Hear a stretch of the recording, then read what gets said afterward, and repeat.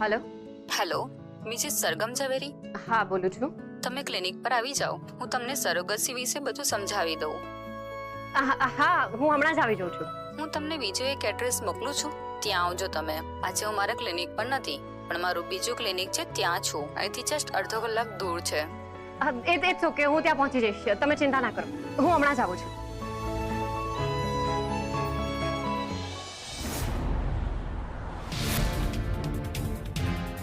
ભાગવાનું છે મારે જલ્દી અહીંથી. આ શહેર છોડીને જલ્દી મારે ભાગી જવાનું છે.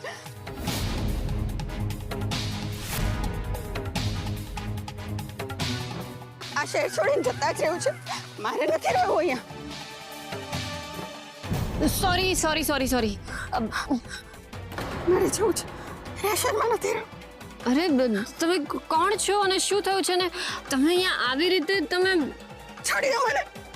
મને પકડશો નહીં. મને જવા દો. એ લોકો મને પકડી લેશે. કોણ? આ બેન કોણ છે અને આ બધું શું બોલે છે અને આ રીતે? જવા દો. અરે અરે બેન શું થાય છે તમને? અરે આમને શું થઈ ગયું?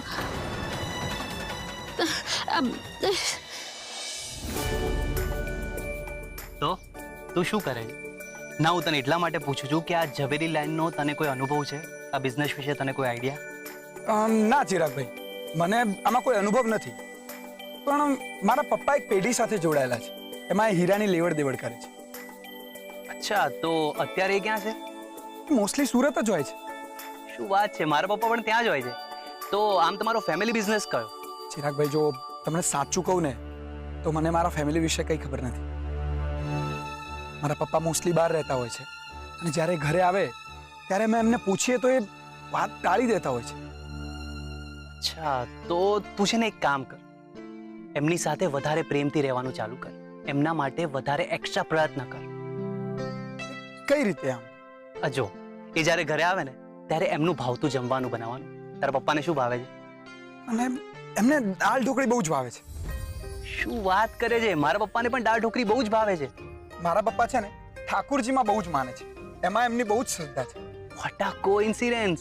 મારા પપ્પા પણ. મારા પપ્પાને છે ને યલો કલર બહુ જ ગમે છે. અરે કમાલ છે! બે વ્યક્તિની ચોઈસ આટલી બધી સરખી કેવી રીતે હોઈ શકે? મારા પપ્પા અને આમના પપ્પા વિશે બધું જ સેમ નીકળે. આવું કઈ રીતે શક્ય બની શકે?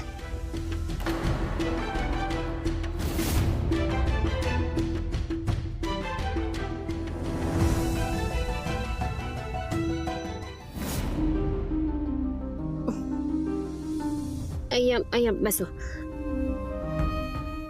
સાચવી આરામથી.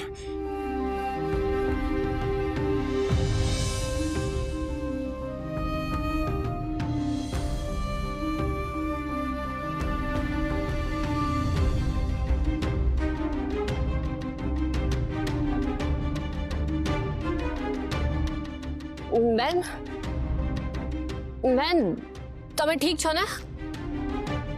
ઓ બેન, આ લાઈટ બંધ કરો. આ લાઈટ મારી આંખોને સહન નથી થતી. બંધ કરો.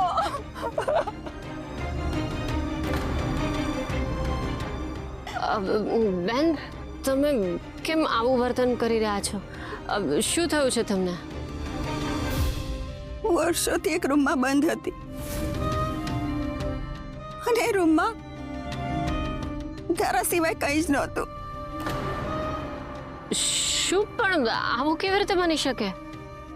ગામમાં અમારી જમીન હતી અને એક શાહુકારે એ જમીન લઈ લીધી છે. એ શાહુકારે મને અંધારી કોટડીમાં વર્ષોથી બંધ કરી રાખી હતી.